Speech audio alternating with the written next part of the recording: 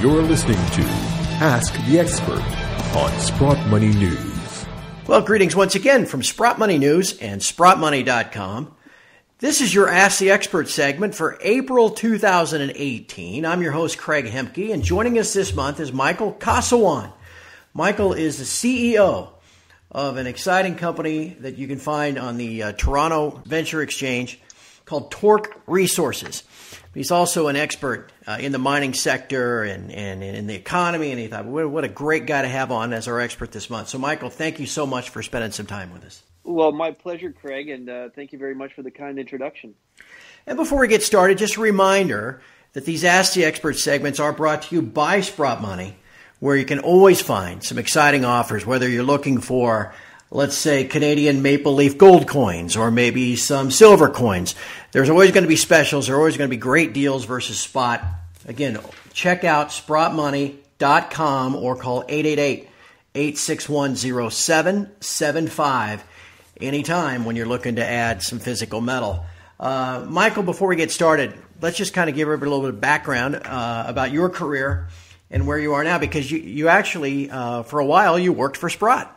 Definitely, Craig. I crossed the street, so to speak, to be on the issuer side now in taking on the role as CEO of Torq Resources, as you mentioned, a gold exploration company, Canadian listed, Canadian domiciled, and my previous incarnation and previous job was really working at Sprott as a investment advisor, and what I did there was really look at strategically placing my clients into natural resource types of equities, both principally for Canadian clients, but also for an American base of clients as well. So I have a great fond memories and a great history of working with Sprott.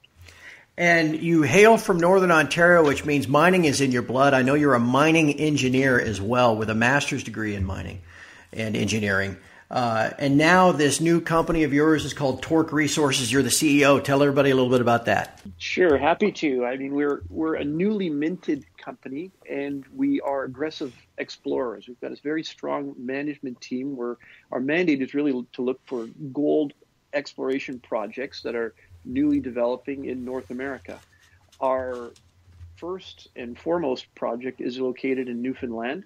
Newfoundland has really been put on the map recently with a few discoveries and a few production profiles that have really hit the ground running well and shown that Newfoundland is in fact a good gold frontier jurisdiction to be working in, with the idea that you can get these larger sized deposits. And that's what we aim to do with our technical team and the capital that we currently have within the company to really make those exploration programs come to life. So we're really excited about the aspects there, but clearly, we're not happy with just one project. We're going to be on the hunt in this market to look for other accretive properties that we will look to grow and springboard from.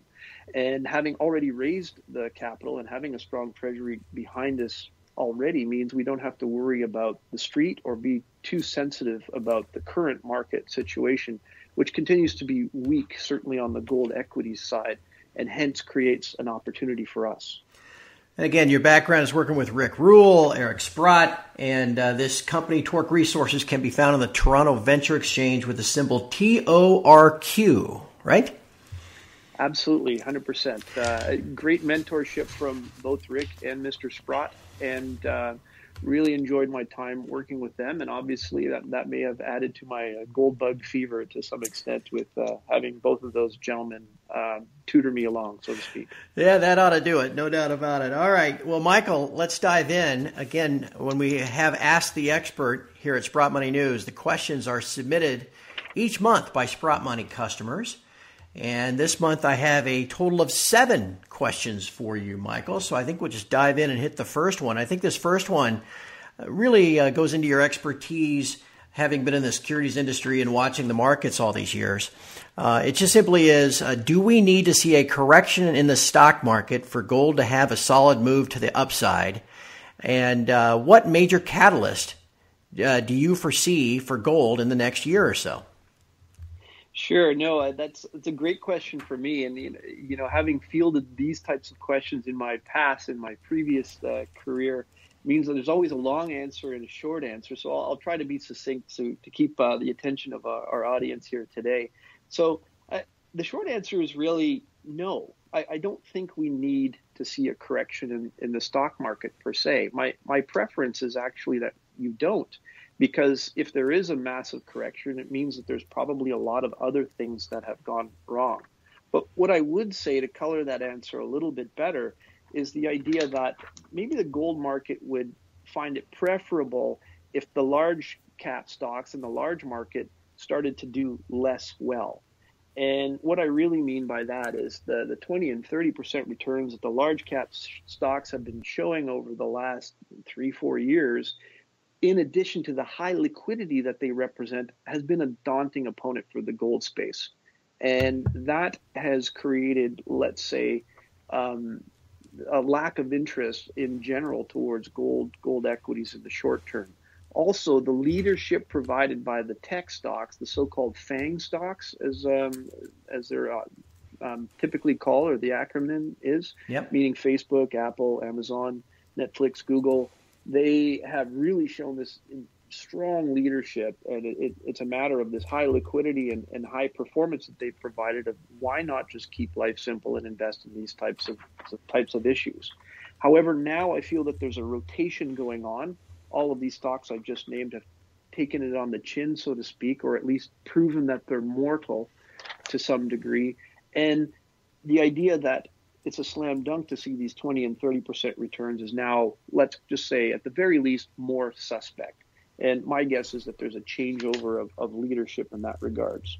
As far as the second part of your question, what's the major catalyst? I think it's, to my mind, as a somewhat junior economist, possibly, I like to think in terms of it's an inflationary driver. And you're seeing with high employment numbers and pressures in commodity prices that are occurring, including, by the way, things like $70 oil, are all pointing the meter towards higher inflation. But the real spiking or the real spice to that market may very well be geopolitical in some shape or form, whether it's missiles flying around or potential trade wars. Yeah. Well, all right. I think the second question then follows up pretty well with your answer to the first one. And this one, I guess it kind of speaks in broad terms, but what do you see here in 2018 are the major supply-demand fundamentals for gold and silver? Well, I see this big transition that's occurring from west to east. And this idea that the physical market is really going to continue to relay itself to eastern shores in some shape or form. The Chinese gold production is already staying completely domestic, and their demand seems to be insatiable. You've got other participants, whether it's, let's say, Russia and China, wanting to trade more together and wanting to keep each other on par. That trade program, should it really develop, will require the backing of more gold behind those trade systems and the various currencies involved. I mean, they do trust the valuation represented by gold, and that it is the fundamental part of that trade system. So I think that demand will continue, and that's, as far as the supply part of it, I think this is where you're running into the problem that the gold miners that are out there don't have the capability of keeping up. And the so-called production cliff that's imminent in the context of the next 2 to 3 years is very much in our faces, and our faces as an industry. And the problem is going to become of replenishing the reserves of the seniors in the short term. So I think you've got that downward path in the context of supply, and I think you've got this at least very robust continual demand, and my guess would be it even gets stronger as the U.S. dollar gets weaker. Yeah, that is definitely the road we seem to be heading down. It's quite the conundrum with price where it is versus the cost of production, and you know a lot about that in your role as CEO of Torq Resources. The third question, though, does dovetail exactly into what you just discussed right there at the end of your answer to question number 2, Michael. And this is a question near and dear to the hearts of a lot of listeners who are both in the U.S. and in Canada. And it's just simply, do you have a forecast for the U.S. dollar, but also the Canadian dollar going forward? Yeah, not a complete tale of two different worlds. I think there's Canadians, in a sense, pride themselves that their currency is different. Internationally, I think it's considered more of a natural resource currency. My real belief is that it's some form of a petrodollar in talking about the Canadian side of things. But because Canada is such a great trading partner with the United States, there's always this symbiosis that's going to exist. There's always some relative measure that does exist and ought to exist due to the high trading that goes on between these two countries. So I think that there's similarity on the Canadian dollar to not move too far away from the U.S. Position. But I think talking about the U.S. dollar now in particular, the current administration and in particular the current goals behind the trade imbalances that are out there really point toward a lower U.S. dollar.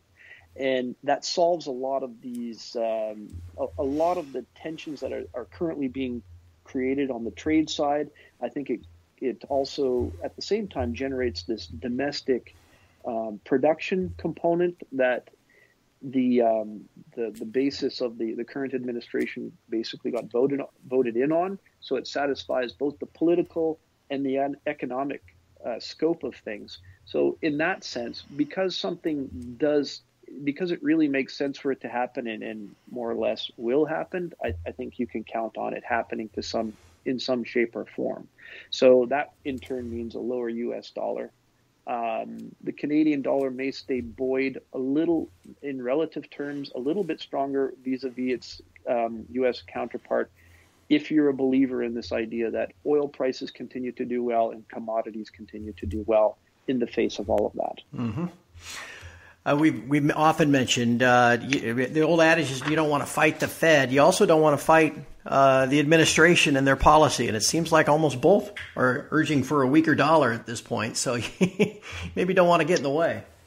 Well, exactly, Craig. I think you've hit the nail on the head there. I think you don't want to fight the Fed and certainly the trade issues that are coming up of late and are really a topical issue are this is an easy way for them to cure both of those problems. Exactly. All right, let's move on to question 4 then, Michael. And this ought to be a fun one. I mean, we're mainly just looking for your opinion, just as with all the questions here.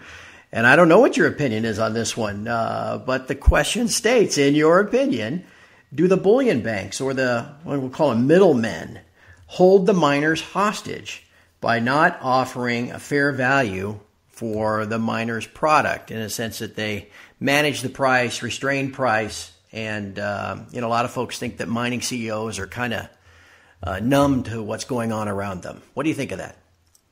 Well, I'd like to think that they don't.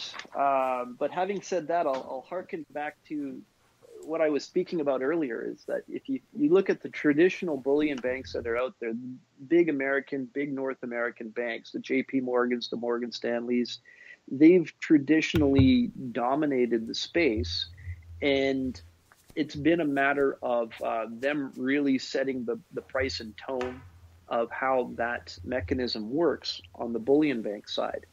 And their interest hasn't necessarily been in a runaway gold market or a runaway precious metals type of a market.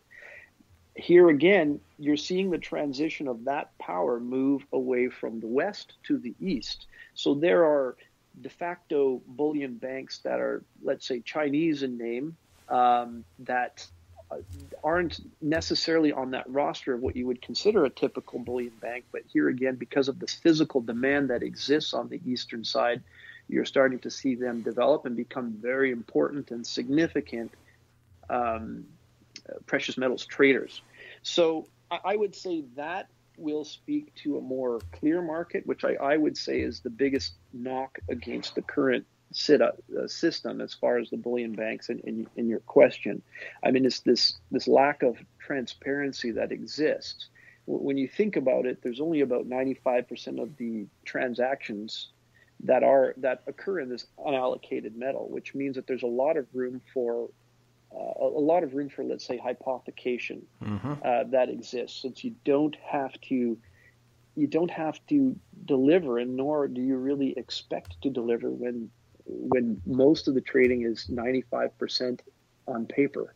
So I think the greater transparency that will produce itself and will be in fact demanded by let's say the bigger custodians and the bigger players within the bullion bank system will take care of one of the problems that exists. Yeah.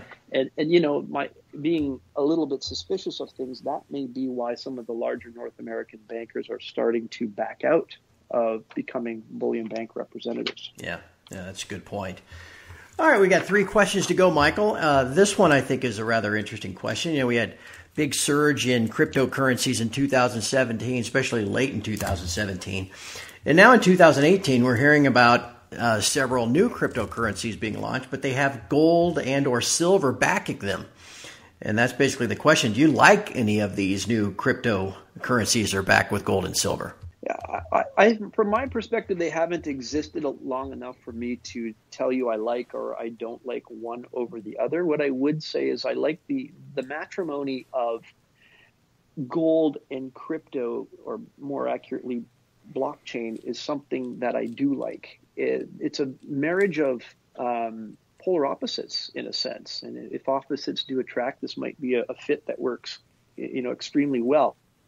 On one side, you've got gold that has all the value but low liquidity. On the other side, you've got blockchain technology, which has ephemeral value but great liquidity. Mm-hmm. And as that acceptance begins to increase, I think that's how you're going to achieve a real balance between those two sides of the ledger.